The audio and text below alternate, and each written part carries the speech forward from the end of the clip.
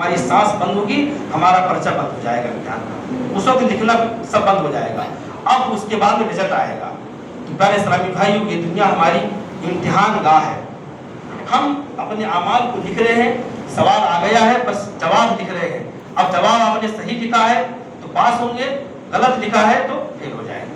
تو پیارے اسلامی بھائیوں، ہمیں چاہیے کہ اس دور میں، جس دور میں ہم اور آپ جی رہے ہیں، جس دور میں برائیاں دن بدن پنپ رہی ہے، عروج پر ہے، شباب پر ہے، طرح طرح کے گناہوں میں لوگ ملوث ہوتے جا رہے ہیں، جو اچھے خاصے نیک سیرت کے تھے، نیک صورت کے تھے، وہ طرح طرح کی برائیوں میں ملوث ہوتے جا رہے ہیں، دیکھتے ہیں فلاں اتنا پیسے والا ہو رہا ہے، میں بھی یہ برا کام کروں، میں بھی یہ برے کام کر کے میں بھی پیسے کما لوں اور پھر بعد میں توبہ کر لوں گا۔ بعد میں کس نے دیکھا یہ کرتے کرتے اگر تو نے اسی حالت میں دنیا سے چلا گیا تو رب کی بارگاہ میں کیا جواب دے گا؟ رب کی بارگاہ میں کیا جواب دے گا؟ میرے پروردگار عالم نے قرآن مقدسہ میں ارشاد فرمایا، انا اعطیناک الکوثر، اے محبوب ہم نے آپ کو حوض کوثر عطا فرمایا ہے۔ حوض کوثر ایک جنتی دریا کا نام ہے جو دودھ سے زیادہ سفید اور شہد سے زیادہ میٹھا ہوگا، جس کا پانی ایک مرتبہ پینے کے بعد پھر کبھی پیاس ہی نہیں لگے گی۔ نہ جنت میں دکھ ہے، نہ تکلیف ہے، نہ پریشانی ہے، نہ بیماری ہے، کوئی دنیا کی حاجت جو بھی جنتی چاہے گا، خواہش کرے گا، فوراً اس کو حاصل ہو جائے گی۔ جنت کی وہ حوریں کہ اگر وہ دنیا میں جھانک لیں تو عورتیں بے ہوش ہو جائیں، ان کی خوبصورتی کو دیکھ کر کے وہ جنتیوں کو ملیں گی۔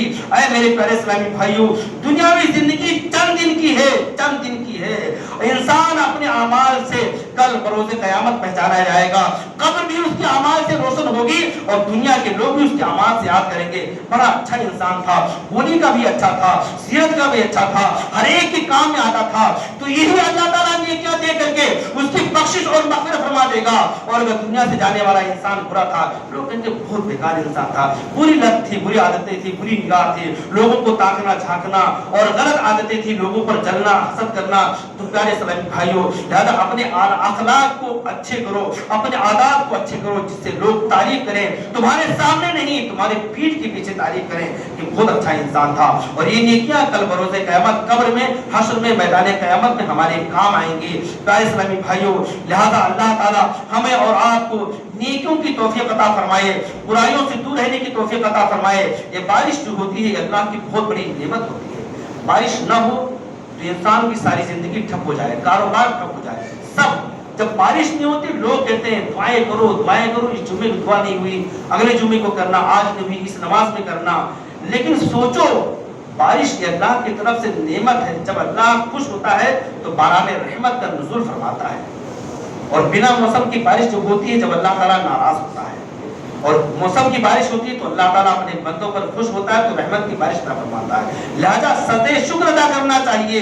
یہ نعمتیں ہمارے اعمال اس لائق نہیں کہ بارش ہمارے وجہ سے ہو، یہ جانور ہیں، بچے ہیں، بوڑھے ہیں، ان کی وجہ سے یہ بارش ہو جاتی ہے، ورنہ ہم تو سر سے لے کر پیر تک ہمارے جسم کے ہر رونگٹے گناہوں میں اتنے ڈوبے ہوئے ہیں کہ یہ باران رحمت کے ہم کہاں لائق ہیں۔ پیارے اسلامی بھائیوں، لہذا ہم سچے دل سے رب کی بارگاہ میں توبہ کریں، نمازوں کی پابندی کریں، اپنے ماں باپ کی بڑے قدر کی نگاہ سے عزت کریں اور ان کی خوب خدمت کریں۔